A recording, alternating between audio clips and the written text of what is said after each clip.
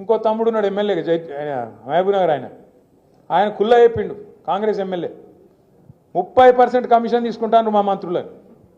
ఇక ఆఖరికి కాంట్రాక్టర్లు వచ్చి సెక్రటేరియట్లో ధర్నా పెట్టిండ్రు. ఉప ముఖ్యమంత్రి బట్టి విక్రమార్క ఛాంబర్ ముంగట 20% కమిషన్ 30% కమిషన్ నీకిస్తే మాకేం మిగులుతుందిరా భయ్ అని చెప్పి వాళ్ళు. ఇదంతా ఎందుకు చెప్తున్నా అంటే ఇక కమిషన్ల లొల్లి మొత్తం ఊరూరికి పోయింది, గ్రామ గ్రామానికి పోయింది, మనిషి మనిషికి పోయింది. వీళ్ళంతా కుంభకోణాలు ఎంత దోపిడీ చేస్తున్నారో ఈ 16-17 నెలలనే బిల్డర్లను కాంట్రాక్టర్లను ఆఖరికి చిన్న చిన్న నాయకులను ఎవ్వని వదలకుండా తాట తీస్తున్నారు, కమిషన్లు తింటున్నారు అనే మాట తెలిసినాక మరి పబ్లిక్ మైండ్ డైవర్ట్ చేయాలి కదా.